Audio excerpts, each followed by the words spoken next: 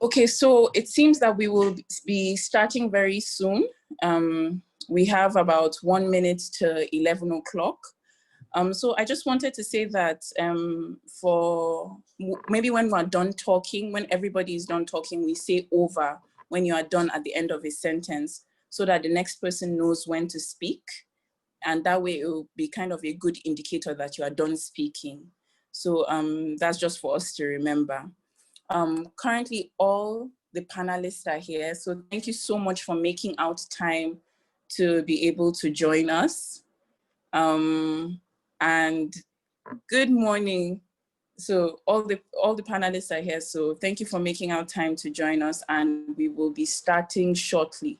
So I will just get the go ahead from my team, and then we will begin. Thank you. Sorry, do you think you can ask downstairs? I have to give you the thumbs up when it's good to begin, like when he feels like we have enough.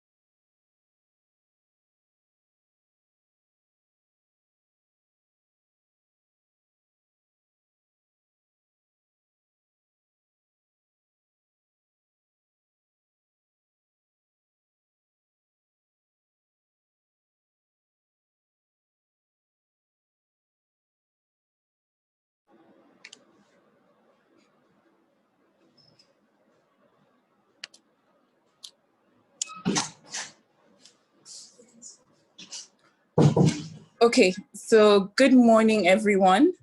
My name is Aisha Victoria Hashim, and I am coming to you from DRPC, which is an acronym for Development Research and Project Center. We are a national NGO, and we are running the Youth Employment and Resilience Response Project, which is funded by Open Society Foundations. So today we will be discussing about the opportunities for young people in a post-COVID economy and its implications. So just a little background. The data on the National Bureau of Statistics has revealed that in the second quarter of 2020, about 21.7 million Nigerians are without employment, which makes about 27.1% of the population.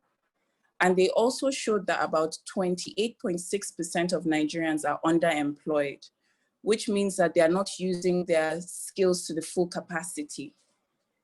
These two numbers combined make about 55.7% of the Nigerian population, which have unemployment or underemployment issues. The data also shows that the worst hit are young people, which make up about 13.9 million of the currently unemployed, with a very high rate for those who are 15 to 24 years old. And we all know with the COVID pandemic, it has made the economic situations in the country even harder. And employers are not able to create jobs. A lot of people are getting fired, and it's causing a strain on small business owners if young people thought that they could, go into entrepreneurship. It also shows that even the people with second degrees and doctorate degrees are also having unemployment issues, because the National Bureau reported about 22.9% of second degree holders make up the unemployment rate, and about 23.3% with doctorate degrees also make up the unemployment rate. So today we have panelists present that have worked directly in the empowerment of young people, whether it's in the education sector or in the economic sector. And we also have a youth rep who we hope can shed more light on the experiences of young people today in Nigeria. So now I would like to introduce my panelists. We have Professor Ismail Junaidu, who is the Executive Secretary of the Nigerian Educational Research and Development Council. Good morning, sir. Yeah, very good morning, Aisha. Thank you, sir. Thank you for joining us, sir. Thank you. So then we have Madam Ekpemi Ehabafe, who is the Project Officer at the International Labour Organization. Good morning, Madam. Good morning, everybody. Good morning. Thank you for having me. Thank you for joining us, Ma.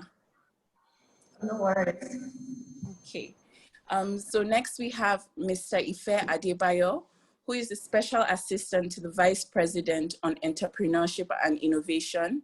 Good morning again, sir. Good morning, Aisha. Thank you. Thank you for joining us, sir. You're welcome. Next, we have Ms. Goodness Ode, who is a state coordinator in the Nigerian Youth SDG Group. Good morning, Ms. Goodness.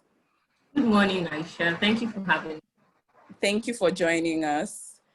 And last but not least, we have Dr. Ghazali Jibril, who is a chief lecturer at the Department of Banking and Finance at the Kano State Polytechnic. Good morning, sir. Good morning. Thank you once again, sir.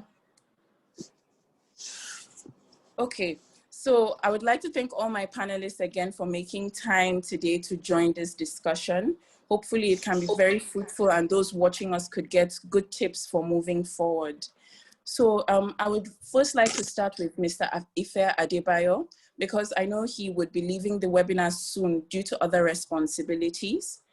And so, sir, Sir, I wanted to ask that from your experience and observation of the economy over the past few months, coupled with COVID-19 slowing down the economy, what type of skills and trades can young people engage in when they are trying to make a living in a post-COVID economy?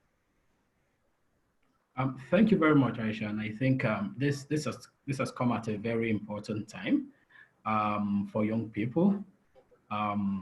Because like the president of the African Development Bank mentioned in his speech last year, he said that we must look at investment in young people as opposed to any other thing that we've been trying to do with young people. And I think one of the easiest ways to invest in young people is to skill them, or to provide the right level of skills for them. So I also listened to you, and you had spoken about how MSc and PhD holders make up a substantial number of the unemployed that we currently have.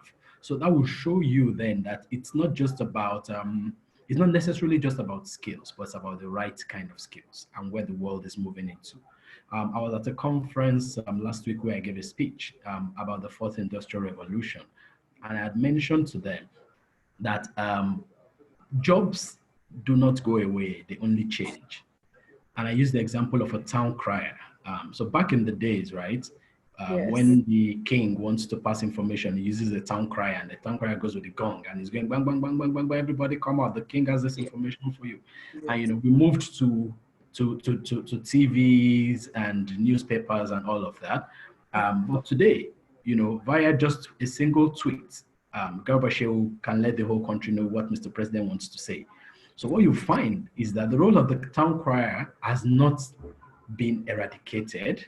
It has only evolved over time. So young people must look at the trends and look at the areas in which they are interested in, and position themselves with the right kind of skills. And of course, also, governments must study the trends and look at the various opportunities that are available globally and position its young people. And when you look at countries like India, they've been very good at doing this.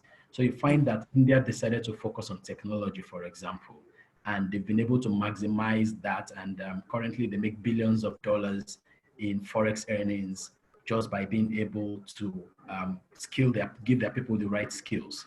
So I would say that the advice I will give is focused on three things. One is skills, but not just skills. There must also be a sector focus. In the post-COVID-19 world, you will see that the world is not going to remain the same. The world will not return to what it used to be. And there will be a lot of focus on sectors around financial inclusion. There'll be a lot of focus on healthcare, and there'll be a lot of focus on digitization. So sector focus. And also the third thing is positioning. As young people, how do you position yourself? So when you listen to government policy, where is it tilting towards? When you listen to people in academia speak, what are they speaking about?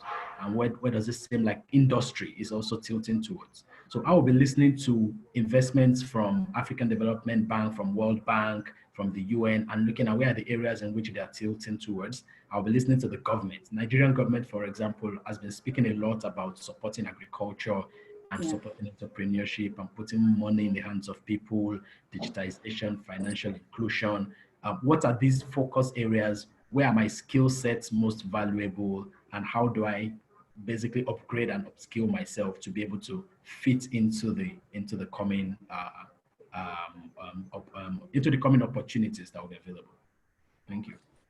So, do you think that because Nigeria has a very high population, we are said to be about almost 200 million people, and young people make up for a very large population of that, and I would imagine that makes it even more competitive, and a lot of people are struggling for a few resources. How, when you talked about positioning ourselves and trying your best to find a sector that you can focus in on, how do we deal with the challenges of it might be about 500 of us applying for one position or 500 of us, trying to dominate one industry? How does that, do you have any advice for young people who feel that the odds are really not in their favor? Yes, that feeling is, how will I put it? It's valid. What I usually tell young people is that you need to know what you want and where you're going, and then you need to chart a way forward to get there. And one of the ways in which you can do that is, of course, I've spoken about skilling yourself. The other option is in the interim, while you're waiting, I always encourage young people to volunteer in the area of interest. You should volunteer, you should give your services for free and engage yourself in that space, because what it does is that it helps you to network, it helps you to understand things you may have been doing wrong, and it helps you to building your networks basically within that space, and then also helps you to know the opportunities that are available within the space that you're engaging in. So I think one of the key things that young people, and especially Nigerian young people, need to embrace is a lot of volunteering and interning. One of the things that we're trying to do with government via the Ministry of Youth is what we're calling the Work Experience Program, which is to allow young people to work in organizations while the government pays for them for a 3-month period of interning. Because what you find is that when you intern and you volunteer, you're able to show your skills first and foremost. You're able to make yourself invaluable to the organization, and then you're able to look out for opportunities. And then the work experience that you've gained also makes you more employable and opens you up to being able to get jobs more easily. So is there any advice, is there any method on how young people can subscribe to be part of this new program with the Ministry of Youth and Sports? Yes, so there's the ministry has a portal, Noya, noya.ng. Will be good for young people to go on the portal. I don't think the link for the work experience program is active yet. But it will be active soon, and we should keep checking so that when it's active, they will be able to apply and take advantage. Thank you for that, sir. But just finally, because we concentrate on this project, we think a lot about the vocational low skills jobs, and we were wondering about the wheelbarrow pusher and the guy that sells recharge card, or the lady that is frying akara on the side of the road. Where does this put them in the economy moving forward? Because I'm sorry, sir. I'm done, sir. Okay. So I think these persons, this class of people that you mentioned, I think are very critical. They are very important, and when you even find out and you go down to the core, you find that these are the real foundation of the economy.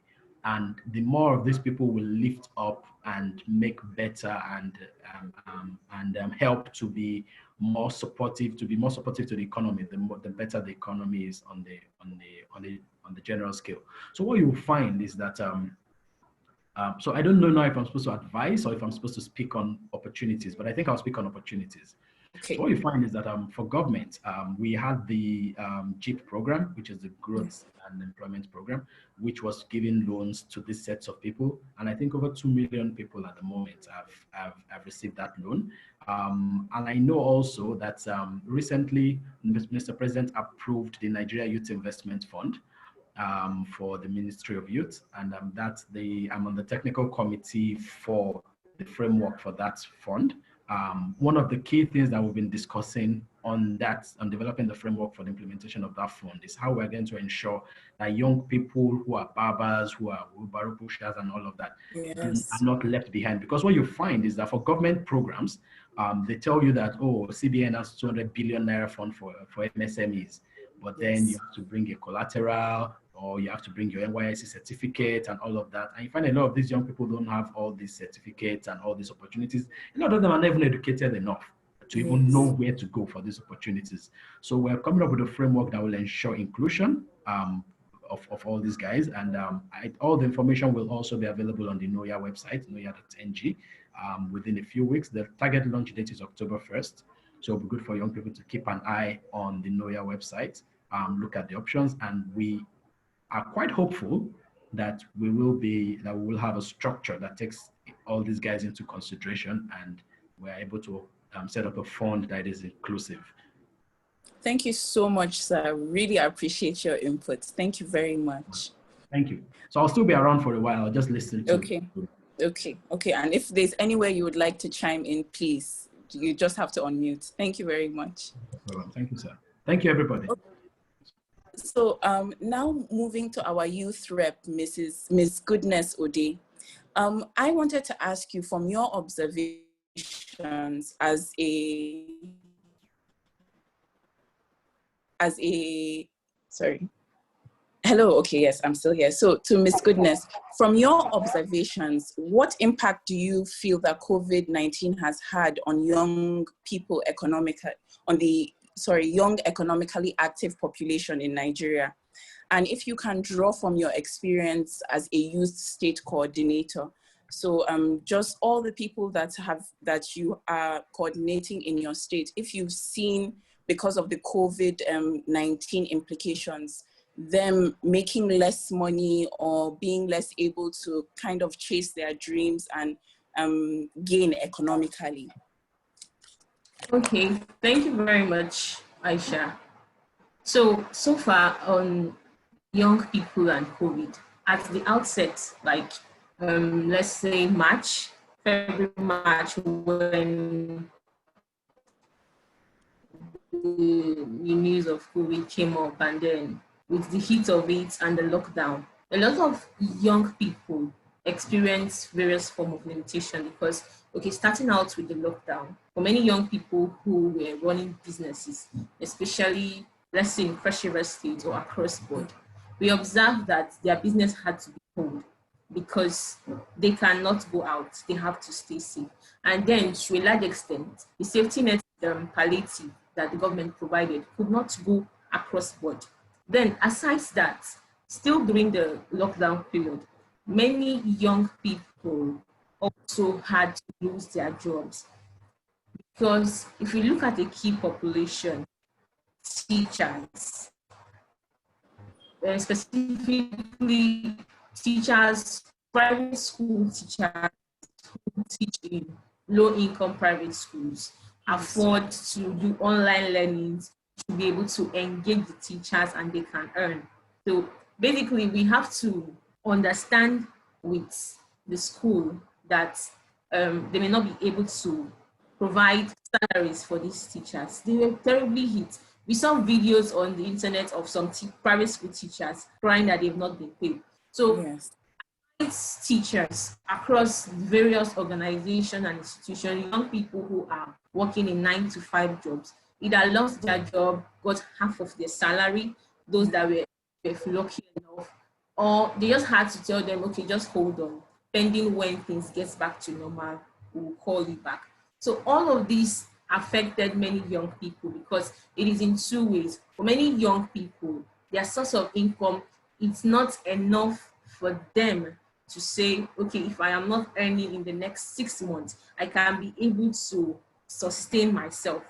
Yeah. So like the income they are earning is not enough to maintain a standard of living over a period of time. So you're looking at how much savings do we have, right? You're looking at if their savings enough to sustain them this period. So all of that really affected a lot of young people. You will see if you go on Twitter that period, a lot of young people were jumping on giveaways, asking celebrities. So True. reflects it, yes. So it shows that the economic impact was crazy. And it is even worse off for many young people who could not be able to adjust as fast as possible to the realities, meaning switching to the virtual platforms, being able to work remotely. So if in your workplace you don't have relevant skills that the organizations would find useful to still function, earn, and be productive, you are left behind. So Yes, all of you are. many of the challenges many young people face. We also have the population who are students, and they are young people. They were terribly affected. They are home. At some point, some were mentally unstable. We're doing a lot of WhatsApp challenges and all of that. So it all sums up that the pandemic had a hit on the economic productivity of many young people. But then we can look at the other side of things, because so far, at Nigerian Youth SDGs Network, during the COVID period, we are still in it, but in the heat of it, we had what we called COVID positive stories, where we found out that we were looking for young people across Nigeria who are against the fear of contracting COVID-19 and the challenges we are facing, who are taking community actions. And these actions were not basically sharing NCDC updates on how to stay safe, which is great. But we wanted the stories of young people who are providing safety precautionary materials in their community, hand sanitizers, nose masks, young people who were crowdfunding for them to provide people with funds that can be able to sustain them, especially communities where they earn wages, and it's that wages that sustains a household. So we got the stories of over 20 young people, and it will amaze you that these young people across Nigeria were able to go to markets for a few locations that was open, desensitize people amongst themselves. It wasn't that one government was providing them money, no. They sourced funds among themselves, produce sanitizers. We even had stories of people producing locally made face shield and distributed it to health workers, the ones that provided, there was a time hand sanitizer was very expensive. They gave hand sanitizers. Some even did a water project because, hand hygiene is key to preventing COVID-19. So these stories were super inspiring and kept a lot of young people going because they felt, okay, fine, I am doing my own part in staying safe by staying at home. There are other young people who are taking the risk, trying to keep themselves safe and impacting positively in the community. They joined efforts, they kept their faith up, and in a way, they've been able to look at sustainability measures to this project. So it shows that, yes, there may be some other young people who are on the downside of the economic productivity. There are other young people who in the midst of COVID took action, and their actions were really inspiring. So that's like the two sides of the story, which makes it balanced. I like that you gave us the negative aspects, and I like that you gave us, the positive aspects. That was really nice. Thank you very much. But it definitely shows that COVID-19 was definitely hard for everybody economically. And so now we will be moving along to focusing on the education sector. And now I'm going to be moving to Professor Junaidu. And Professor, this is about the government recalling final year students to write WAEC and NABTEB exams in their senior secondary schools. So millions of them will soon be school leavers, and they'll be looking for apprenticeships or for microfinance to set up little businesses like mobile recharging. What new roles should schools take when they are preparing these young people to live into an economy and go into an economy that has been impacted by COVID-19?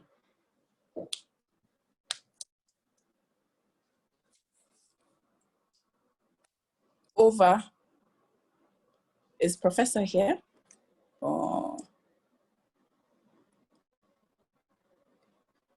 Professor, you would have to unmute your mic.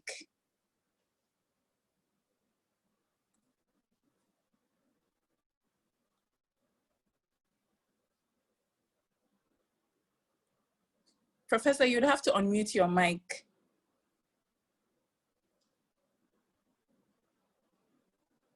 Hello? Yes, now we can hear you. Loud and clear. Can you hear me now? Yeah, Yes, okay. Very good morning to everybody. It is so unfortunate that we are experiencing the pandemic.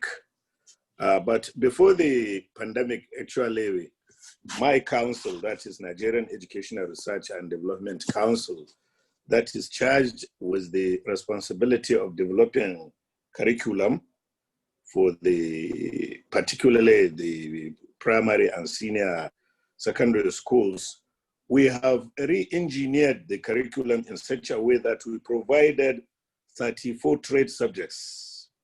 And as we all know now, you cannot graduate from the senior secondary school without taking at least one of these 34 trade subjects.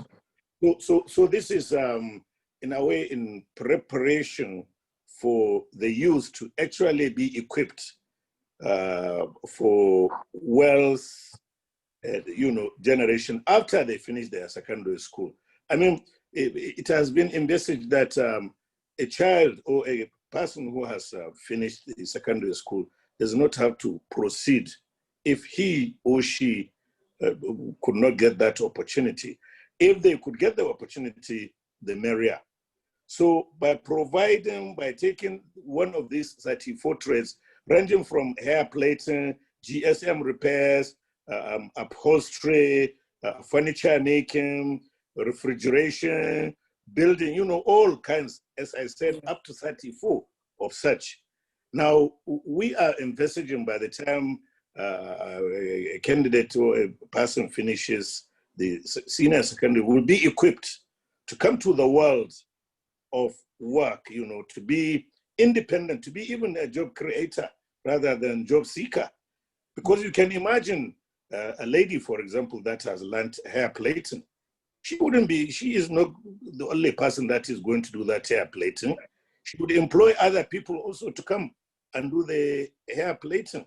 So, and many of such. So government has deliberately now introduced as compulsory taking one of these 34 trades as a subject that would be, it's even credit earning, at the work level. So no matter what you do, whether you are in arts, whether you are in science, whether you are in technology, whether you are in business, that one trade subject is compulsory for everybody at the senior secondary school level. So, we have of recent continued, because of the importance, we have continued to improve on the curriculum itself, introducing entrepreneurial skills into the curriculum. What do we mean by that?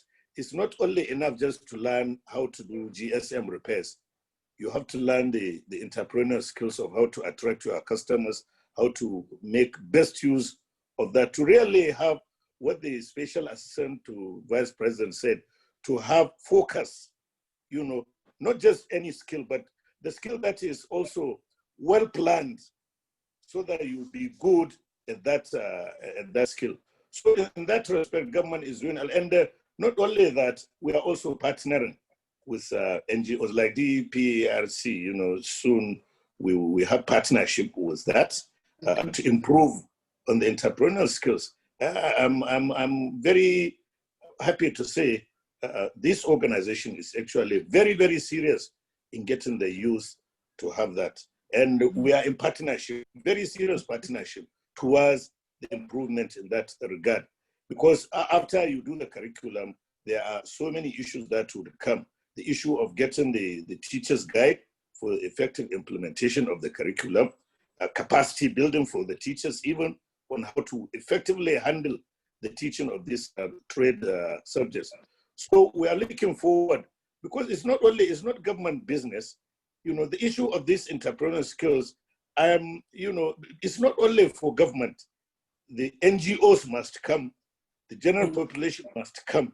Otherwise, it would just be a mirage. And I think I'm very, very, optimistic in this regard. Having seen what the government is doing, government is doing very, very much with regards to empowering the youth in this country. The special assistant to the vice president said and brought so many programs that are in the pipeline and that are also on from the education sector. Again, we are tackling to catch them young, the secondary school, and from the non-governmental organization. I mean, organizations like the DCPR are also coming in. So you can see that there has to be some kind of synergy. Everybody has to be concerned. Yes. And we are very optimistic that we would succeed in this direction. Thank you. Sure. Thank you very much, Professor. So, Dr. Jibril, I know you also work in the education sector as you are a chief lecturer in Kano Polytechnic. Do you have anything to add about how schools can better prepare young school leavers to a post-COVID economy? Yeah. The COVID-19, you know, is a health crisis that metamorphosized into social and serious economic crisis. It's changed the way we live. It's changed the way we do our business.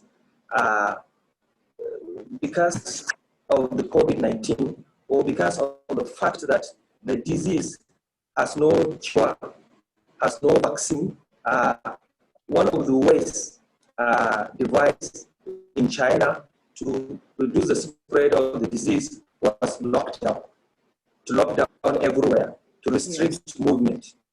As a result of that, factories were closed, businesses were closed, and it changed our life. So as a result of this, there is a new challenge to educational institutions. Apart from the normal skills, apart from entrepreneurial skills, youth has to embrace digital technology. Digital literacy is now very, very important because it will afford them opportunity to operate even in the periods of lockdown. It will enable them to reach customers within and outside the state. And we should also know that business skills or trade and other things are not enough. Entrepreneurship is all about mindsets and thinking. We have to reorient the students. We have to unlock their brain. We have to change the way they are thinking toward businesses. Business is not something very, very easy. Business is full of challenges. As you know, we are almost 200 million in Nigeria. And a lot of people, out of that 200 million people, many people have ventured into one business or the other. So as students, we have to teach them to think outside the box. Wherever you are as an entrepreneur, look for an opportunity. If this is not working, check another place. Look here, look there. This is what we call cognitive reasoning. It's very, very important as an entrepreneur. You don't look at one way or one direction. You look at multiple directions to find opportunities. And another very important thing that educational institution must introduce is resilience. Youth must be very, very resilient, must be able to survive challenges because businesses are not easy, particularly at the beginning. At the beginning, when you start business, there are a lot of distractions within and outside the business. Some challenges are within the business. Maybe you employ one person, you are putting your best, he might not put his best. Maybe you come early, you will come late. In fact, some challenges, some problems arises within the business. So you as an entrepreneur, young entrepreneur, you must be able to cope up and accept and solve problems within the business. Then outside the business, there are challenges, various challenges, competition, whatever you are doing, you know, people are like that everywhere. When you start a business, 1 month, 2 months, you are succeeding, people are patronizing the business, then before you know it, 1 person, 2 person, 3 people, many people come in. What do you do as an entrepreneur? You have to innovate, you have to change the way you are doing things, you have to be resilient. If challenges come from outside, you have to be resilient. Sometimes you can start a business in the short run, you will have problems. So if you don't have that resilience, that ability to look forward, to look at the future, not the present, then before you know it, you will close the business. The problem with young people is that when they start a business, they don't have that endurance to endure, to sustain the business, to be resilient, to move the business despite all. Let me tell you, there is this saying that said, every successful person has a painful story to give. Whether it is Dangote, whether it is Bill Gates, you see, successful people are associated with failure. If you have time to chat with all successful people, they must tell you one bad story or the other, one failure or the other. In fact, you will never ever succeed as a young man without a failure. So it's very important. I, as a lecturer in entrepreneur, I always tell my colleagues that we must prepare the mind of our students, that entrepreneurship is not a goal. Is this saying that all that glitters is gold? No, it's not always the goal. Business has a lot of problems. Students are always told about the good side of business, but there are risks in business. The outcome of business can be good, can be bad. In fact, the outcome is always bad in the short run. But in the long run, you know, when you have this problem, let it be a lesson for you. When you have another problem, let it be a lesson for you. Move ahead, forge ahead. So now, already before the COVID-19 crisis, there was serious economic problem in Nigeria. There is a decline in government revenue. In fact, in 2015, Nigeria was in a recession up to late 2018 to 2019. That was a recession. And you know, if it's a recession, there will be decline in government revenue, there will be reduction in businesses, income and livelihood will decline. There will be unemployment, incidence of poverty and vulnerability will be very, very high. I also want you to know that youth in Nigeria are highly disadvantaged. They are disadvantaged in the sense that they are excluded. They suffer from political, social, and economic exclusion. They are excluded from the labor. All the lucrative jobs are controlled by the older generation, not the youth. The high and good paying jobs are controlled by the older generations. Businesses, source of capital. So the youth are disadvantaged. And because of that, the youth are vulnerable. They are vulnerable. They are susceptible. Any shock, any small shock will affect them because they don't have income and a strong capital to cushion that effect. That is why, in fact, let me remind you of the fact that before the COVID-19, youth and the national unemployment was about 20%. Yes. And the youth unemployment, you know, there is a difference between youth and national unemployment. The national unemployment is a general unemployment rate, so was in the range of 20%. But youth unemployment at that time was around 33%. And now it will be more than that because now the national unemployment is loaded to 30%. So you must expect youth unemployment now to be over 50%. And another thing is that the youth most of the businesses, you know, are informal sector or registered businesses. So by nature, informal sector, you know, they are susceptible. They have a lot of problems. They cannot take advantage of this digital technology. So as a result of that, youth have lost a lot of livelihood. And again, they are out of school. So there is a lot of frustration. That is why when you ask the question of youth closing, coming back to school, what can the educational institutions do to help them? Importantly, they need to be counseled because they stayed a long period of time. Especially, we should know that there are the most disadvantaged segment of the youth, the youth that are in the rural area. They are suffering a lot. The youth in the urban area, they have a lot of advantages, they have a lot of opportunities, but those that are in the rural areas, they are suffering a lot. Thank you. Thank you very much, sir.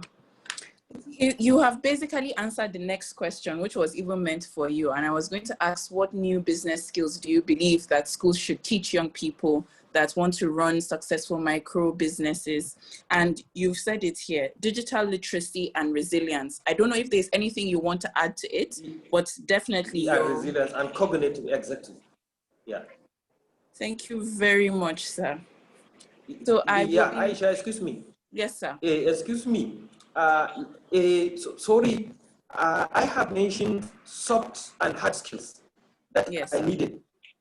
Digital literacy, resilience, and cognitive reasoning. These are the skills. These are the knowledge, sorry. But then the skills, you know, despite the COVID crisis, it has affected the hospitality sector, it has affected the retail sector, it has affected the aviation sector, it has affected the retail sector. But there are sectors that are thriving. For example, food delivery is a sector that is thriving. Delivering food directly to customers, delivering groceries directly to customers, delivering fruits and other things is a very, very good business that is thriving. And another area is educational services, both online and offline. Coaching, you know, children are out of schools and parents want to teach their children, so youth can venture into that area, either directly by going to the houses to teach mathematics, English, and other basic courses. Is very, very important business. In fact, I have lectured many people and they are doing well in that area. And also there are online educational online educational courses. Using the digital platform, you can be able to learn, provide lecture notes, coaching online, which is very, very easy. Again, there is also the financial services. Financial services, like now banks are operating skeletal services. Many youth have engaged as an agent banker. Within their areas, you know, like in Kano where we are, there are many areas without banks. There are many areas without ATM. So if you establish an agent bank, accepting deposit, and people are withdrawing money, it's a very, very good way of making money business. And also there is logistics, and moving goods from one place to another, sending parcels, maybe from one state to another. It's a very, very good business that is thriving. And also catering services, but outdoor catering services, you know, because of the COVID-19, many people are not patronizing restaurants, so you can sell fast food. People are buying it. It's a very, very good business. Let me tell you, even myself, I have a restaurant, and I have a lot to say. That is a very, very good area that you can venture into, and they can make a lot of money. Thank you. Thank you very much, Dr. Jibril. That was very good advice for the young people listening. So hopefully they can get some ideas of things that they can venture in this kind of economy, just to get starting and make some headway. So now I'll be moving back to Professor Junaidu. And Professor Junaidu, I wanted to ask you if you have any recommendations on how schools should work with the private sector to provide students with apprenticeships before they enter the the world of work. Yeah, thank you very much, Aisha. Now, in this regard, as I said, we have had a lot of revision in the curriculum. And part of that is to actually involve practical. Hello, can you hear? Yeah. Yes, yes, I'm here, sir. Yeah, for these trade subjects to have real practical, touch. And how do you do that? It has to be, of course, with the private sector. That is, the private sector is where they can have the apprenticeship. Now, in this regard, some of the trade subjects, if you go into the curriculum, you would find that they have specifically stated having to do this kind of apprenticeship with the private sector. And this would not only expose the students, to have the practical aspect, but also to know how the real world, of work is on. I mean, it's not just to learn it, but you have to see what is actually happening in reality. Now, in this regard, earlier on, I said the issue of getting these entrepreneurship skills and other trades with our youth is not only on government. Government cannot do it alone. And we keep on saying we are glad that the private sector too is becoming, and the NGOs are becoming to give their assistance to government to realize this very important and inevitable, of course, because we cannot, the world is moving. We have to empower the youth in such a way that they will be able to cope with the challenges of the global challenges now. So this is even more so with this COVID, which has exposed, so many challenges. Yeah. So the private sector, we keep on calling on the private sector to give government all the necessary support in realizing this, because in the end, all this empowerment we are talking about, we are encouraging the youth and everybody to be engaged in private life. I mean, business, not to be relying on government, to be job creators rather than job seekers. So if you are going to do that, those who have succeeded must be involved. Yes. And who are these who have succeeded? Those who are already on the ground. So the students, we are giving them encouragement. For example, the provision that when they come on their vacation, they should get attached. If you are, for example, you are learning mechanics as one of the trades, I mean, the trade that you have chosen, when you come during vacation, you should get yourself attached to a mechanic. Somebody who is doing it, repair of vehicles, so that you get yourself acquainted with the actual reality. Because what you keep on learning in the class may be just theoretical. When you come out is where you learn. So we are calling all the time and encouraging the private sector to really come in, assisting these young ones that have shown their interest, and the government is making every effort to see them getting these skills so as to be on their own. That is where the world is going. We cannot be dependent on government. And we are glad that, of course, the advocacy, the sensitization must continue, but people are coming to realize that don't rely on government, because the jobs are always not there, and you would be better off. And that is why, as we said, government made it deliberately, put it that a student right from the secondary school should be out with some skill before leaving the secondary school, and that is offering one of these 34 trades subjects that we have mentioned. So we really keep on calling on private sector to come in. The future is bright. It's very, very bright, and government is doing all what it can, and we hope the private sector would get more involved. Thank you. Thank you, sir. So I have a follow-up question.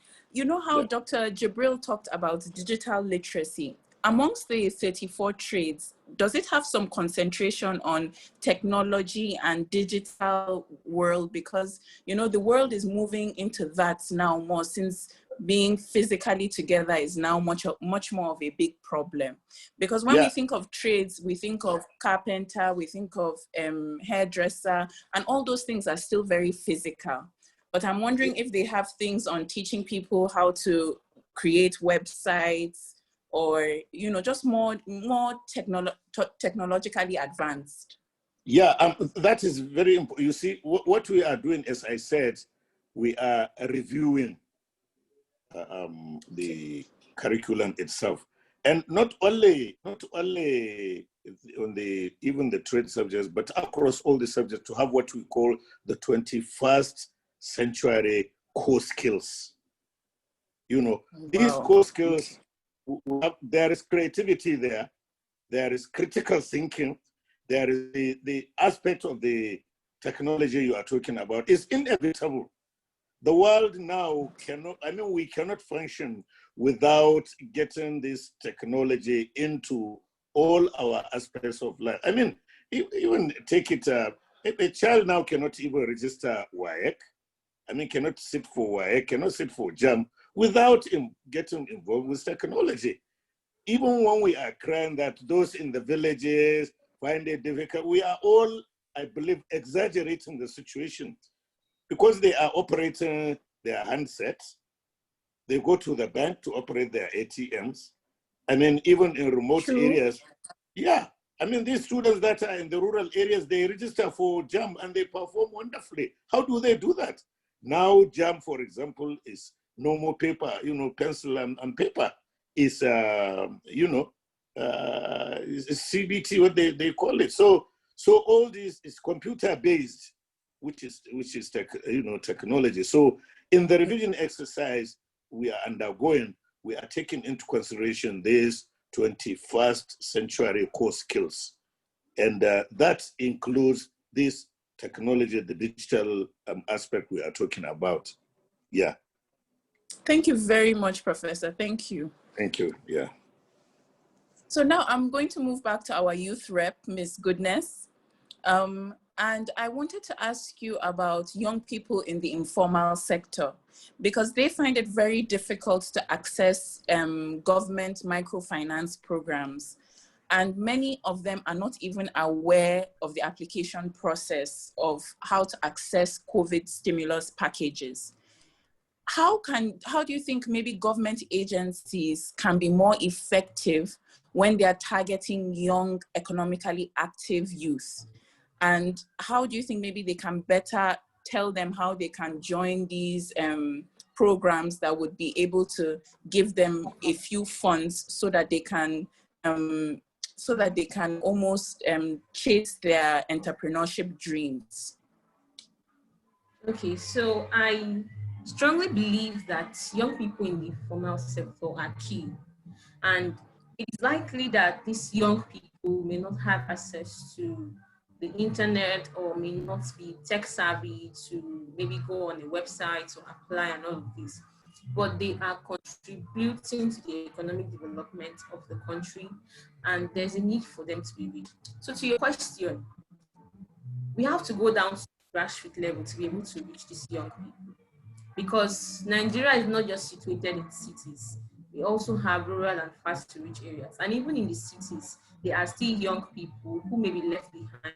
It's only situated on, probably you have to log into a website or you have to get this information online. So I would suggest that they bring down this information and make it available, create awareness on it at the local government levels. So a lot of these artisans and young people in the informal sectors have unions, they have youth leaders, they have associations they belong to. These people can be reached and this information provided to them if there's a synergy between these associations and union. So you see National Association of Mechanics, National Association of Carpenters, National Association of Food Vendors, and all of this. We can reach them through their associations, through their unions, and definitely working hand in hand with the local government. So on the other side of this, young people need to be aware of programs and activities that are taking place at their local government level, and also requesting for accountability from their local government, because these are the people that are closest to these persons in the informal sector. So if we look at during the COVID period, a lot of young people had to get entrepreneurial skills, and then you see them doing a lot of things because they had to survive. So I call it a survival instinct, and it brought out the entrepreneurial part of them. You see people going into face shield because, oh, it's quick money, we can do something. The underlying reason is, okay, we want to survive. So in essence, we can look at how these young people in informal sector can be reached at the local government level through their unions, through their associations. And aside this, it is also important that when there's transparency in this process, because I have been able to interact with a lot of these young people at that are involved in this informal sector, and you hear them give very, very pessimistic response to some of these funds that may be available. They tell you that, okay, before you go, let me just be speaking, before you go reach our hand, you already share and finish, like na scam. Because over the years, the level of transparency to these things are not there. Okay, some months back, we heard about this enlisting for, I think, a CBN grant or fund. A lot of young people applied, even those that may not be tech savvy, but maybe the business center or computer center in your area saying, oh, this thing is available, just come and apply. And a few months later, many of them are reaching out to me like, yeah, I told you this is scam, nothing is coming out of it, you've not gotten the funds, you've not gotten this. So there's a need for transparency, there's a need for accountability, there's a need for follow-up on this. When there is an evidence base that people who were able to come together, working as unions, as associations, have been able to get these grants, access this maybe capacity building and funding, there is an evidence of it. More young people will be willing to go into it. It's just like you are blowing a whistle and everybody is coming into it. They are willing. Then the transparency issue is what there's lack of trust, and many young people are just not interested in this. So this need to help. NGOs too are also key in this. So currently we have a survey ongoing at Nigerian Youth Executive Network, where we are working on a project around decent work. And so far we are getting the response of young people about the barriers and challenges they are facing as regards getting decent work. And this decent work cuts across employment, entrepreneurship, and then employability as well. So the response has been amazing, though this is the online phase of the survey. We'll be reaching out to those who may not be online. And it still reflects some of these things we were saying. Young people have the ideas. In fact, one of the responses, there is business ideas, the funding we are looking for. So there's a need for integration of this, especially for those who may not be tech savvy, who may not be aware of what's going on online. You can reach them at their grassroots associations and unions level. Yeah. Thank you very much, Ms. Goodness. Thank you. So now I'll be moving to Madam Ekpemi, and I was just wondering if you had anything to add after what Ms. Goodness said about how government can better reach young people with these stimulus packages. Thank you very much. I don't know if you can hear me. I've been having technological challenges, which is, reflective of what the situation is for the average Nigerian, I would say. Just to add that the ILO has conducted a number of surveys around youth employment and skills development and the impact COVID-19 has had on that. And the result has been, I mean, not unexpected, but still astounding, to say the least. Note that 70%, there's been 70% disruption in education worldwide. You know, this figure translates differently for a continent like Africa, where we have the youngest population in the world. So the question then is, what is the reality for the African youth? And I've just really been listening a lot to what Ife Adebayo had said, to what Professor Junaidu had said, and Dr. Jibril and Ms. Goodness. It's been quite informative for me, and also working in this space, it's important to learn to see the practical realities for everyone. I would just say, mention that we at the ILO, we're a tripartite organization, and over the years, for 101 years now, we have worked with tripartite partners, which is workers, employers, and government.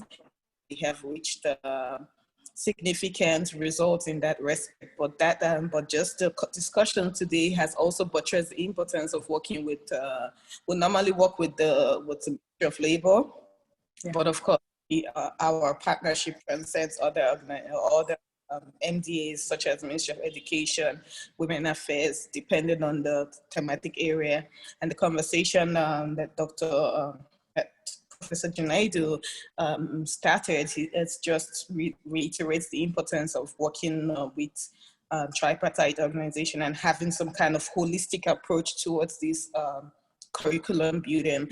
I just have a question, which is a little odd. I know I'm supposed to be speaking, but I have a question for Professor Junaidu, and I want to know, to what extent has NECA been involved in this in the issue of apprenticeship, or in the issue of, and NECA is the Employers Organization of Nigeria.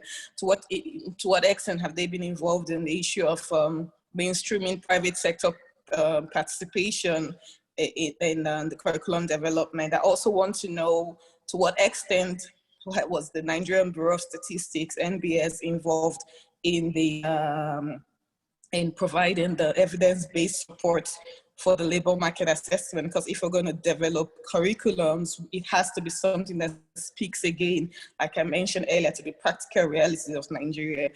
While it's the 21st century and COVID-19 has exacerbated the importance of technology, we know that the reality is different from the average Nigerian. I can mention the minimum wage for Nigeria is we're struggling with 30,000 naira, and the average cost of data for a month unlimited is maybe 20,000 naira. So economically, the arithmetic does add up. So I would like to know what is the evidence, what was the kind of disaggregated data that forms the development of this curriculum for that Professor Junaidu made reference to. So that would be my question for him, and I hope perhaps I might be able to contribute to the broader discussion. Yes, yes. Thank you.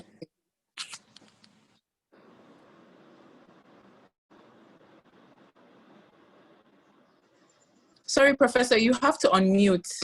Yes, sorry. I thought you are unmuting me automatically from there. Okay, yeah, this is a very good question that has been asked. Of course, when the curriculum was developed, as I said, we realized that there are so many gaps that needed to be filled. And when we did that, we said, well, how do we fill that gap? And that gap is actually the involvement of the private sector, as I said, particularly the issue of the apprenticeship that we have now tried to introduce into the curriculum as the practical aspect of getting it. But what we did was first we visited the MAN.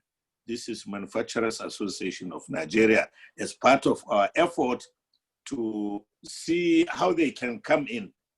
Because I keep on saying government cannot do it alone. And in actual fact, we have realized that whatever government is trying to produce, it is given support. Government is always given support to the private sector. It's not the other way around, I believe. So that is why we started contacting the Manufacturer Association of Nigeria. This is a project that we started with UNIDO. And they came in, they actually championed through Japanese government to get some funding for us to even start the review exercise of the curriculum itself. We said we start, but definitely there are some gaps, which we are now trying to tackle. That is why I keep on saying, that is why we have even invited the DRPC too to participate, organizations such as that, to help in getting the curriculum improved itself. But definitely, as you said, there is need for us to contact the private sector. And that is one of the serious gaps that we have realized in the curriculum. As I said, we keep on revising it so as to come to terms with that. Now it's even more so with this COVID pandemic, because there is need to catch up, to actually adjust to what is now being called as the new normal. You know, you can't just sit down and wait for the COVID to finish before you start swinging into action, into what you want. And the economy is the one that is hardly hit and is the most important. In fact, that is why we are even discussing it, because when there was the lockdown, we could see how everybody was almost touched. Not only the youth, they only constitute the majority. By the way, they constitute about the 70% of the population. So the impact is enormous. Definitely is enormous. So as you said, we would definitely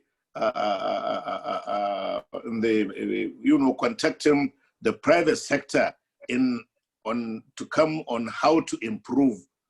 And the improvement in that sector, we expect, is the involvement of not only getting this into the classroom, but coming out to have a real concrete and deliberate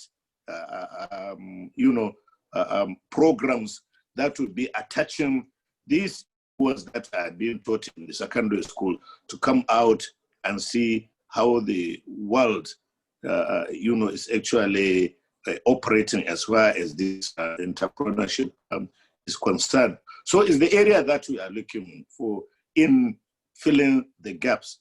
And it's good that we have one of the ILO members here. We are definitely, we'll reach to you, give us your own part of how we go about, because ILO is a very important organization in this regard. And I think your choice of participating in this program is really very, very good.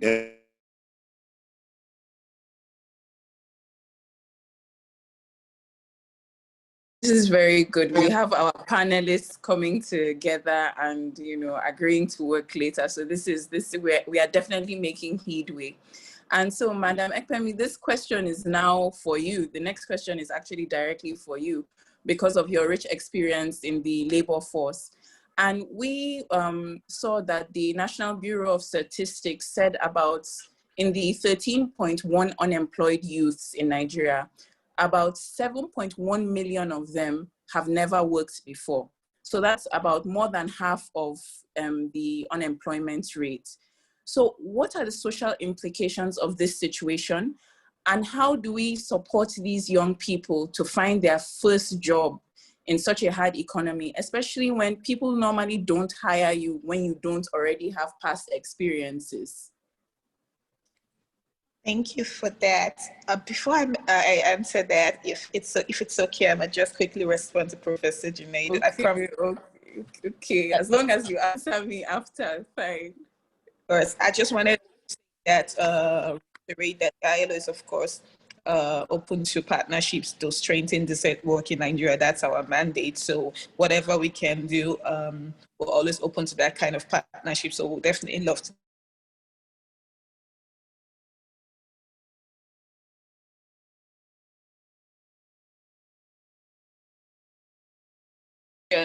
About the social implications of unemployment. It's, where do I start from? Of course, we did the unemployment figure in Nigeria is in Africa generally, but particularly in Nigeria, considering the population, it's heartbreaking. And what that translates to, it's almost like it promotes a cycle of poverty, because if I'm unemployed or if I'm underemployed and I'm not provided with the technical skills or support, that means that I'm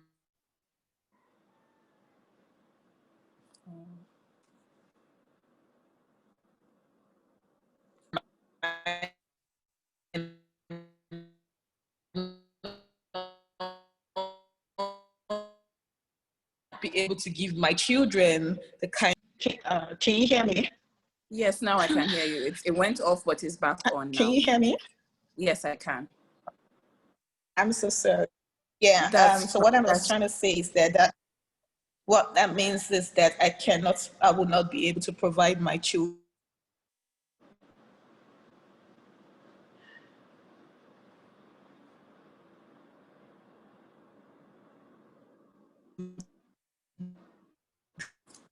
Oh no, we've lost her. Okay, I can still hear her on the background. Generation coming after me.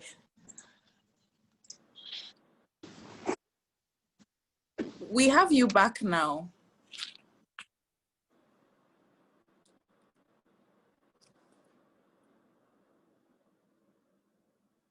I'm so sorry because I'm. It's okay. It's the network.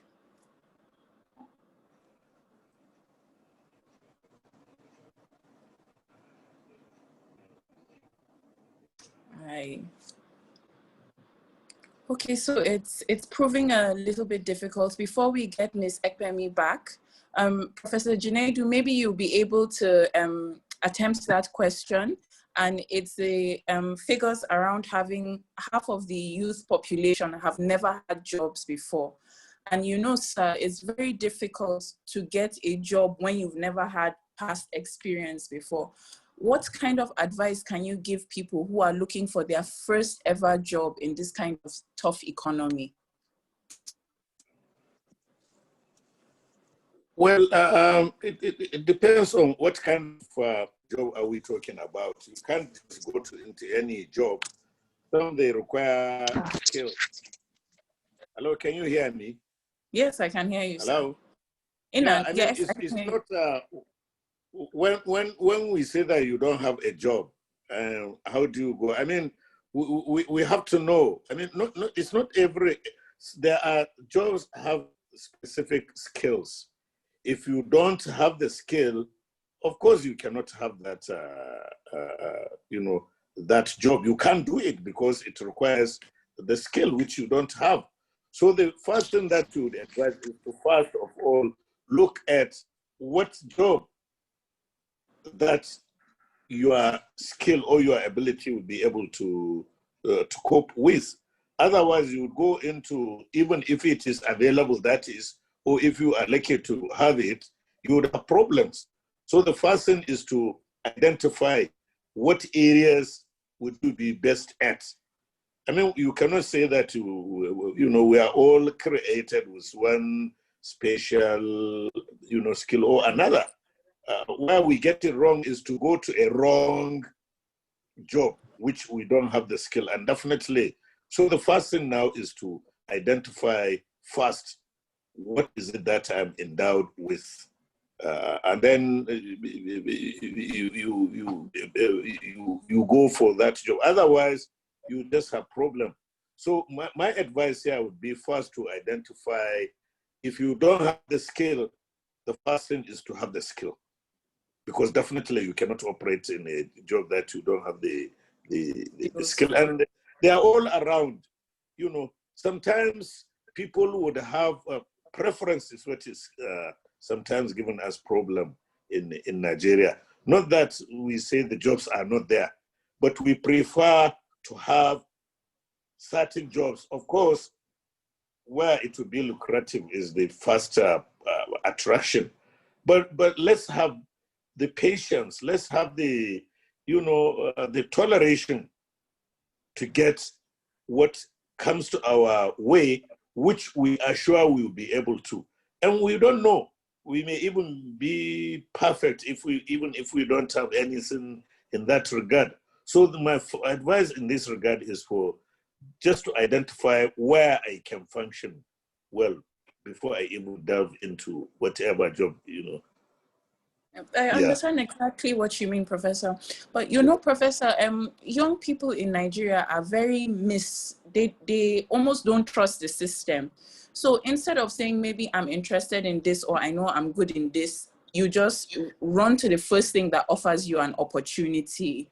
So just like how they normally make the joke that a lot of agriculturists or people who studied some type of biochemistry are all working in the bank, just because, how the situation of the country is. So I just wonder how, even though, your advice is very on point and very specific, but just how do you mitigate an economy that almost doesn't, it almost feels like it doesn't allow you to prosper? If I don't know if I am making myself you see, the point I'm saying is, for example, now we have vast land. Yes. But people don't want to go to farm. I mean, a number of our youth wouldn't like to go back to the farm. They want to have to enjoy what they see in the cities, and don't blame them, because everybody wants comfort, of course. But then we have to encourage them that the real wealth is actually in the areas we are living to the cities, and that is the agriculture. And I think that is why government also is now deliberately again emphasizing and encouraging people to embrace agriculture. And that is why government is even shifting its own attention again from oil. One of the non-oil sectors is the agriculture. That is the reality. But unfortunately, we have been brainwashed that farming is something that, doesn't bring anything, is the profession, or is something that is occupation that when you go into, you would be poor, you would suffer, and so on. So I think we have to continue sensitizing, continue encouraging our youth to embrace this agriculture. It's very, very, our alternatives now. Okay. Yes. Thank you very much, Professor. Thank you. I'm wondering if Ms. Ekpemi is back. Yes, I'm back. Oh, sorry about the network problems. You are missed. The next question is also for you, actually. Professor Junaidu did you justice in answering the first one. So the second one for you is that we are very sure that you are aware of the increasing number of cases of violence against young women in their working places, in public places. And we were wondering how can protective measures be introduced for young economically active girls in public spaces, and how you would just advise, employers to protect their female workers, especially when it comes to low-income workers and vocational low-skill workers. Thank you for that. It's indeed the issue of gender-based violence is quite topical, and even. But I would not speak from the perspective of a public space. I would speak more from the perspective of a workplace, Okay. and then this issue is something that's been on the forefront of the ILO's mandate, and we even last year adopted the Convention Against Gender-Based Violence in the Workplace, Gender-Based Violence and Sexual Harassment in the Workplace, Convention 190. And what that seeks to do is to provide protection from applicant to retiree. It encourages member states to adopt local legislation that prohibits gender-based discrimination for applicants, because we know that countries like Nigeria, women are sometimes disproportionately affected by recruitment guidelines. Sometimes disastrous is that a lot of people don't want to employ women because they believe they would take maternity leave and leave them hanging. That of mindset, and what that means is that it sort of puts women in an economically disadvantaged position, because if you don't, and I've had that even happen to me personally when I was a young lawyer looking for employment. This was like 8 years ago. I had a senior advocate of Nigeria tell me that he would not employ me because I would get married and then leave him or something. And that was ridiculous on so many levels, but this is just the sad reality of what women have to face in the workplace. So that is, and this is why it's important not only to protect women employees, but also to protect female applicants as well.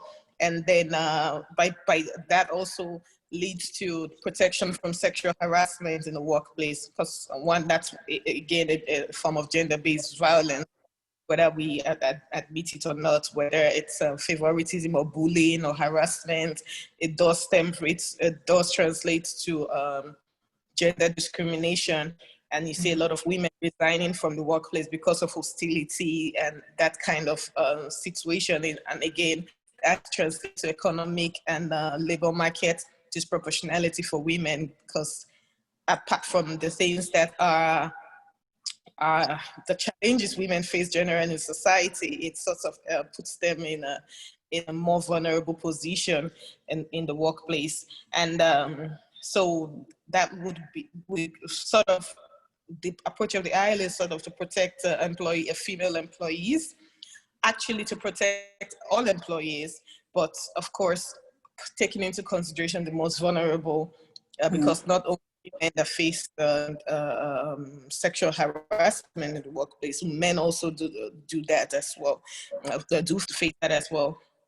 So my advice would be, of course, for member states to adopt Convention 190 and seek ways to sort of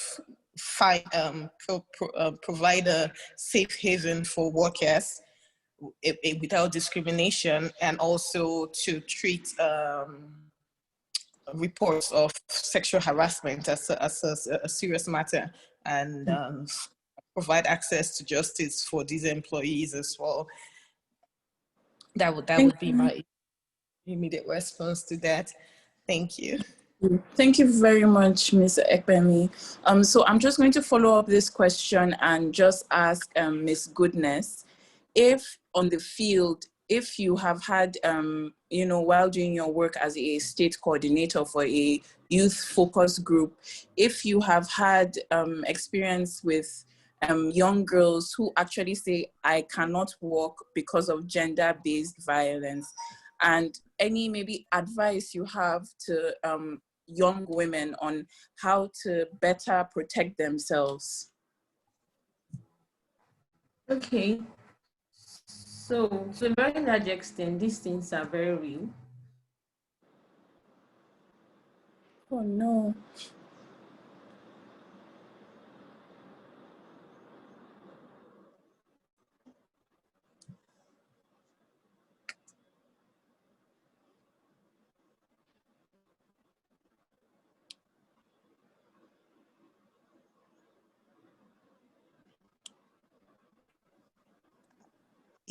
May I say something? Okay. While wait for yes, well, yes, please. I just wanted to draw your attention to the statement you made, although possibly involuntary, about women better protecting themselves. Yes. Better protect themselves. I think it's an unfair position to put women in if you have to ask them to be the ones to better protect themselves. What we should be focused on is how do we develop a structure that better protects women.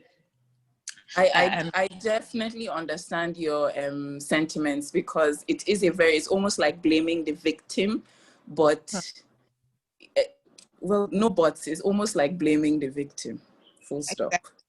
The focus should be on developing a structure, societal structure or traditional structure that sort of protects women, protect anyone, to be honest, against injustice, any form of injustice. And in this case, women are unfortunately at the receiving end of gender-based violence. So how do we strengthen our law enforcement agents? How do we improve access to justice? How do we give capacity building for inspectors or for investigators in the traditional law enforcement agencies like the police, NAPTIP, or to respond? Because you have situations where you go and report it, oh, my husband hits me, and the police tells you, oh, it's a domestic matter, so it is a family issue, we cannot get involved. That is not the kind of mindset we want to go moving forward, because do you then tell the women don't get married so that you would not be in a violent relationship? Or do you tell them not to go to work, so that because this is a real threat to economic emancipation of women. It's a problem. We're in this generation where we want more women to work, thankfully, to be more independent, but we don't have that kind of structure to support that kind of independence. A lot of people are not really receptive to independent women in that sense. So it causes a kind of realistic friction. So how do we better prepare how do we better prepare ourselves for that kind of reality? And there's the issue of capacity building, sensitization, just to be open-minded and provide remedies for situations. Because if this does happen, what are the remedies for women or for workers in general? I definitely understand your where you're coming from and how it can sound like victim blaming.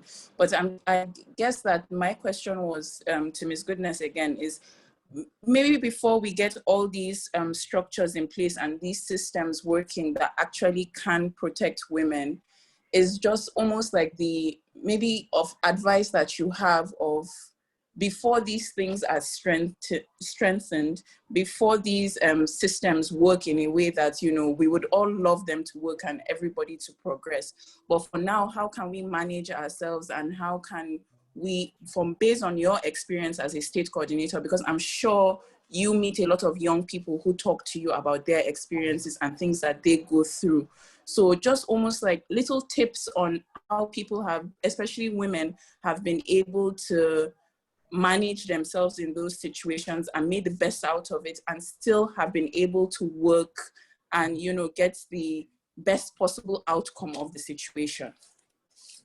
Okay, so like I was saying earlier, I've had not personal experience per se, but I've had young women who reached out to me of having experienced some form of either sexual harassment or some form of sexual-based violence in their workplace. And in some cases, so there's this particular young lady, she reached out to me. She posted something about being depressed on her WhatsApp status, and I know her closely, so I had to just reach out to find out what was wrong. And she explained to me that in her workplace, there's this huge burden on her to give in to like a sexual advance from her boss. And this is somebody that it will be difficult for anybody to believe her if she's reporting the issue. And from what she shared with me, she said a lot of young women in the organization have been experiencing same, though in her case, she was interning. Most of them either endure or give in or leave. Either they endure or they give in or they leave. And she says she's really passionate about this job she's interning on. She loves what she's doing, but she doesn't want to give in to this. So the first stage to this was she was afraid afraid of the person and afraid that nobody would believe her because he holds a key position. So we had to do a lot of work in her believing that something can be done about it. There are women in this organization that we can speak to and can take up the issue to the management. So that fear had to be worked on. And at a point, she was also feeling guilty that her reporting this would make the man either lose his job, she would become his enemy, and other people in the workplace would hate her. So when we took up the issue at a point, there was this kind of, what's the word, conspiracy. You see, yes, young girls saying, oh, nothing is like that. They were posting, this man is the most amazing man in this workplace. Conspiracy to make her story false. So to cut the long story short, we had to work a lot about her believing in her story and standing up to what she believes in, that she's not wrong. She shouldn't feel victimized. She shouldn't feel bad about doing what is right. And what's the worst thing that can happen? Maybe she loses the internship. But then young women have to come to this position that we take a stand about stopping the continuation of sexual-based violence, because when we keep quiet, it will continue. So a lot of young, when they experience this, they just feel, okay, let me just stay here for a while and live in peace. But it continues. There's a ripple effect. So in the long run, the issue was able to be taken up, and we got a lot of evidence, and the man was dismissed from the workplace. So for many young people, we have to remove this mindset of, oh, you are feeling that you are doing the perpetrator or the person harassing you some evil by reporting him. You see some people blaming the victim of, don't you know he has a family? Don't you know he has something to fend for? You don't have it is not, you are not in the position to be harassed because you're a female, and then you have to give in to this. And then you have to take a stand to stopping this. Even though in some cases you may lose your job. You could see the case of Sex for Grace in universities, where these women were unable to go back to school. They were unable to continue their education because of the stigma. But then we can fight this together. Then aside that, a lot of young women, to a very large extent, there are some exceptions, definitely. There's this entitlement mentality to getting opportunities. We need to, as young women, you need to build your competence. You need to build your capabilities. You know you are deserving of this job. You have the required skill set for this. You don't feel entitled to get this position because you're a woman. Oh, they should have pity on me because I'm a no. You go there, you know what you have to deliver on the table. And if you are pushing your case, we know that you have the skills and the competencies that can get you this job. And then, though it's still a work in progress, I would also suggest that young women should also create more enabling environment for other young women to come up in the workspace, in the labor market. They should create more enabling environment. They should support each other. They should have their back. They should have somebody they can talk to. They should have somebody that can believe their story, somebody that can push their cause, somebody that will not feel, oh, maybe like, the whole blame story. Yeah. So yes, across board, everybody has a role to play, but then they're not putting the burden on her to fix this problem, but she have a lot of adjustments to make. And it's sad if it gets to the stage of her having to leave the place of employment and getting the job in the first place. But then that's the reality we have to face, spending when they're strengthening to the structures and policies that can protect young women in the workplace. Thank you. Thank you very much, Ms. Goodness. What a way to end it, women creating good working environments for other women as well. My questions have come to an end, but seems like we have some questions in the Q&A, which I am going to be reading out now. I think this one is for Professor Junaidu and for Dr. Jibril. And this is Timothy Ododo, and he says, I am glad to hear that the curriculum has been modified to include trades and entrepreneurship. But with this comes another challenge of sourcing the teachers for each of these trades in each schools and allocating time for practicals. What are the plans and measures to ensure the successful implementation of the new curriculum? That sounds like it's for Professor Junaidu. Yeah, well, this is not, I'm afraid to say, it's not new curriculum per se, because we have already started graduating students using this curriculum. It started as far back as 2012, you know. So we have already graduated students. So the issue of teachers is, you know, of course, it is affecting like any other subject, but of course it would be more because they are more technical, you know, and demanding. What we always call the states to encourage, because the states are supposed to provide the teachers. And I think that is why we have also said at least one trade subject out of the variety, out of the 34, so that there will not be any excuse to say that we are not able to equip our laboratory or our workshop, because there are variety that you can do without necessarily having, you know, some capital intensive equipment. But all the same, we encourage the states, and they have already embraced this. It has been on. You know, students cannot graduate in secondary school for the last how many years without taking one of the trade subjects. Of course, as we are saying, schools that choose to take, say, for example, auto mechanic, they have to provide the equipment. And some states are very dedicated in doing that. Let me give one example of Adamawa when we went for our pilot study. You know, in one school, they were offering 4 trade subjects. What are these 4 trade subjects? Animal husbandry, word processing, garment making, you know, and you see, what I want to point out is the garment making issue and the synergy between these 4 trades they were offering. The garment making, they are doing, now they are sewing even their own uniforms. You can't believe this. Besides sewing their own uniforms, hello, can you hear me? Yes, I'm here with you, sir. Yeah. Yes, I'm here with you, sir. Yeah, besides sewing their own uniforms, they are also sewing for other people, the community in that area. And the animal husbandry are also producing this meat, kilishi, you know, from the poultry.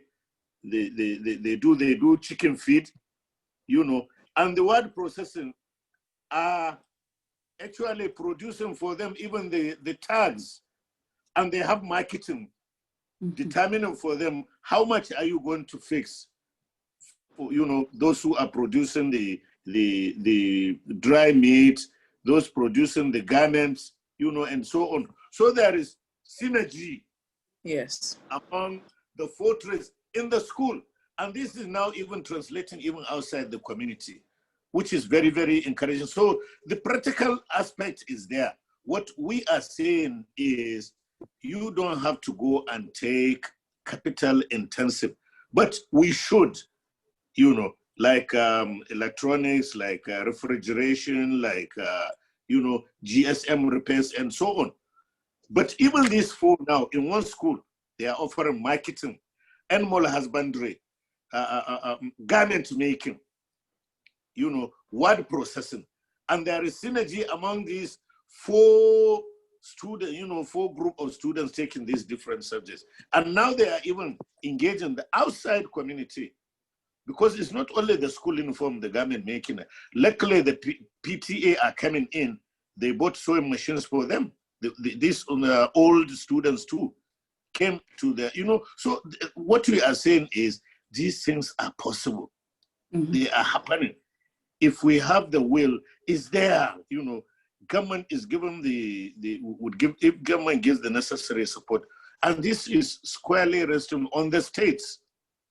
Education in Nigeria, when you observe, is the states are taking the bulk. The secondary schools are under the states, not the federal government. So, and it is possible. When we saw this, we were really impressed. I always say it whenever you know, I have the opportunity, that it is possible, it is working.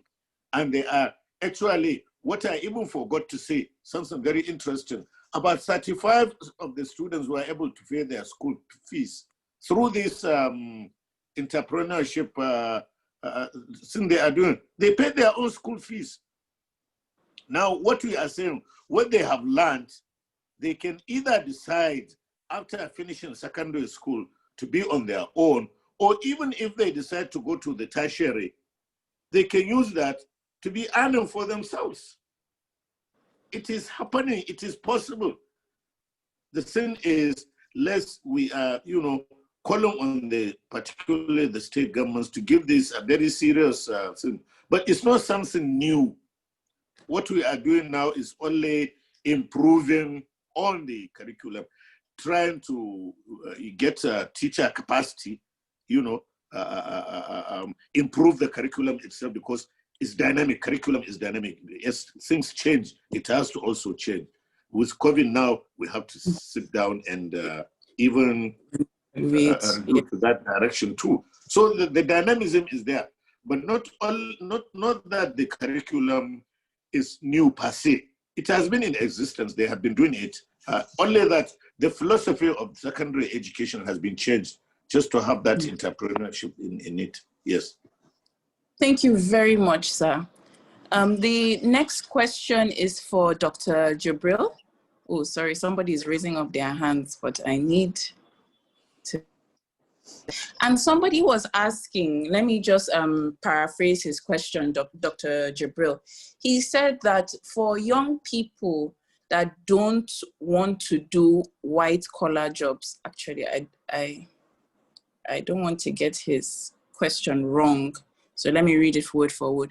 How do you change the mindsets of our teeming unemployed youth from seeking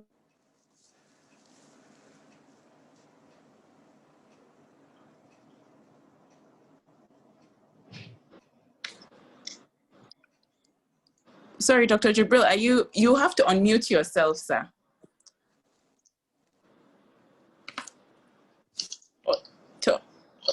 Hello, doctor, you have to unmute yourself.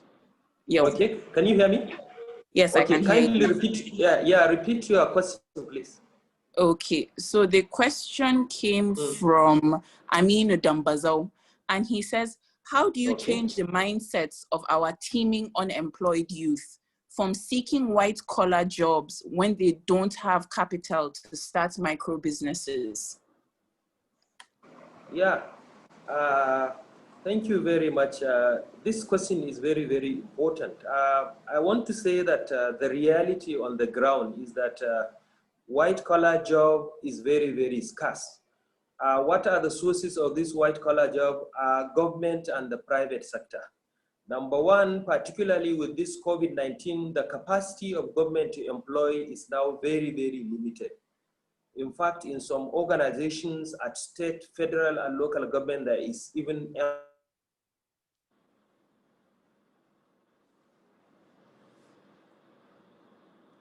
Oh no. It seems like Dr. Jibril is having some network issues. So just because we only have about 12 minutes left. Okay, he's back.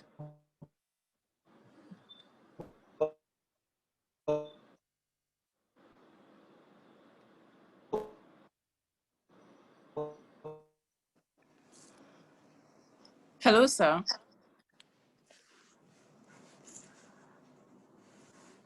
Hello, Dr. Jibril.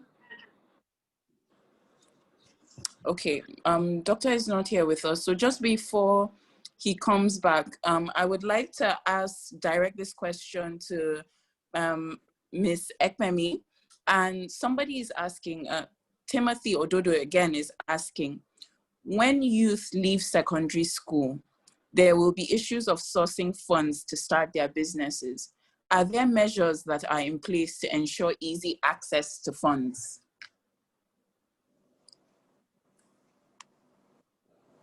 Okay, it seems like Dr. Jibril is back. But doctor, you are on mute again. You have to unmute yourself.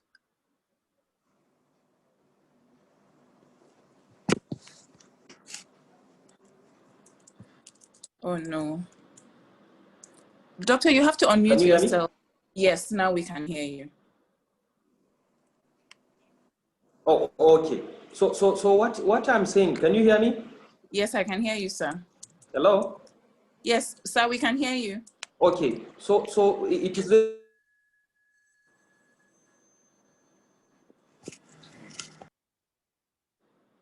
Oh no.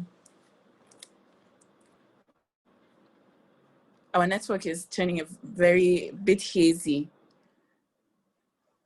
So maybe what we can offer to do is that the remaining, because we have a lot of questions actually. So maybe what we can do is that I will compile these questions into one document and send them to all our panelists for them to add their contributions. And then we will put it up on our Twitter page, which is DRPC_NIG on Twitter. You could follow us there and then keep up with the conversation. So it seems that our webinar will be coming to an end. So maybe just on final remarks, if maybe all our panelists can just give almost like advice on how best to brace the hardships, even though I know we've spoken about that in extent very deeply.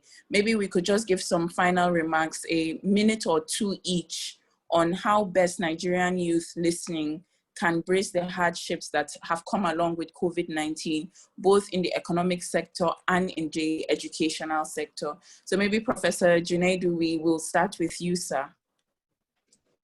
Yeah, as I said earlier on, I would advise the youth to embrace, let them not be choosy in what they want to do. Of course, if it comes what they choose, is let them be open. And they go back to this. This agriculture business is a very, very thing that they should think about. It has a very prominent, and the government is what government is putting its attention on. So let them think about that. Let them not always be looking for government job, because as even Dr. Jibril tried to say, the government job is not there anymore. So they should endeavor to work very hard towards thinking of what they want to do on their own, not to rely on government. They should aim at being job creators rather than job seekers. Okay, thank you very much, Professor. Thank you. Ms. Goodness, would you go on next? Some final remarks, some advice? Okay, so far, our other panelists have delved deeply in all of this, but my last words would be that youth should adjust to the current reality. You have to make a lot of adjustment. We've so much about getting relevant 21st century skills. So there's a need for you to upgrade your skills if you have. If you don't have any, this is an opportunity for you to learn through interning, job shadowing, volunteering. Don't be in a hurry to get money. I understand that there's a need for you to get money to sustain yourself, but then you can do something on the side, which is important. But just get these relevant skills, and it is important because you don't want to be left behind post-COVID. You're already in the period where many young people are being left behind, so you so don't want to get left behind. So ensure you are getting the relevant skills and you are making the best of opportunities out there. We keep complaining that there are no jobs, there are no this, there are no that. There are opportunities, it's just that you are not well positioned and equipped to take up those opportunities. So please just work on these and make the best of every opportunity that comes your way. Thank you very much. Thank you very much. Wise words. Thank you, Ms. Goodness. So Dr. Jibril, are you still with us? Or Madam Ekpemi, are you with us as well? I'm with you. Okay, good. I'm with you. Okay, you're both with me. Dr. Jibril, Yeah. would you go first? Maybe some final remarks for young people. Yeah. I will close with a quotation from a philosopher, Bernard Shaw. Even though people are saying our certificates are not important. No, they are important. The greatest aim of knowledge is not education, but action. Our diploma, our secondary school certificate, our degree, our masters, our PhDs are very, very important tools for life. Equipped with our certificates, with our resilience, with our digital technology, despite the COVID pandemic crisis, there are still opportunities in Nigeria. So I want youth to open their eyes. There are opportunities in agriculture. A mudu of rice is now about 1,400 naira. The price is very, very high. It means that when you produce rice and these grains, you will make profit. Previously, there were no profit in agriculture because the price was very, very low. But now prices of agricultural product is very, very high. So there is a profit in agriculture. There is also profit and business opportunity in the service sector. I urge the youth to use their little capital. Businesses always start small. Every big business that you know starts small and end up big. No business that starts big. Every business starts small and end big. So with good management, with good attention, and the little capital, definitely when you start business, no matter how much, you will succeed. Thank you very much. Thank you very much. Very encouraging words for our listeners. They keep on writing. Thank you, thank you. Wise words. So thank you, sir. And last but not least, Madam Ekpemi, if you have any final remarks and some advice to give to the young people listening. Thank you very much. I think she called me earlier, so apologies about that. And just, I think everyone has sort of spoken and very salient issues and spoken my mind, I would say. But just to reiterate the need to put yourself out there for youths, I would just say this phrase, just make sure you bet on yourself, seek out internship opportunities. Goodness had mentioned earlier, I myself started out my career as an intern, and it's not always easy, but just continue to put yourself out there, seek knowledge, seek relevant skills. And in doing that, just also be careful not to overskill, if there's anything like that. Make sure that you remain relevant. Another challenge of Africans is that we tend to be overeducated. You'll see someone with 2 PhDs but no work experience, and sometimes as an employer, it's really difficult to look at that. And then you see people just really go off to do masters, but like you're not really, you just really no direction. I would also encourage mentorship. Seek out mentorship. I'm a firm believer in mentors. I think I've benefited from that. So, and it's something that has worked for me. So I also encourage your youth to seek out mentors if you're early enough in your career. There's something that is that if there's somewhere you aspire to be, look for someone who's already doing it. There's no need in reinventing the wheel. Already learn from people's past experience as well. Also, just to also note for the government, it will be helpful if government also supports youth employment in terms of even in internship or apprenticeship. It could come in the form of tax break for employers who retain their interns, or if, like someone had mentioned in the comment section about funding for youth. So I know the CBN had some time back some kind of seed funding for entrepreneurs, but that kind of initiative is something that could be very helpful. And even if the government doesn't do it directly, they could also give incentives to to private sector players who do that. So that would sort of encourage that kind of skill development as well. This will just be my final remark. It's been a pleasure participating in this webinar. I've really enjoyed the conversation. Thank you. Thank you very much to all my panelists. I feel like we had a very good conversation. It was very rich. A lot of good advice for young people listening. Like I said, they keep on putting in their comments. They had a good conversation. This was insightful. I learned a lot. So hopefully we will get these questions to you. We'll send them to you by email form, just so that you could reply them. And then we will tweet them out on our profile, just so that young people can follow up and also see these answers, since we don't have enough time to answer it all now. Again, I'd like to thank my panelists.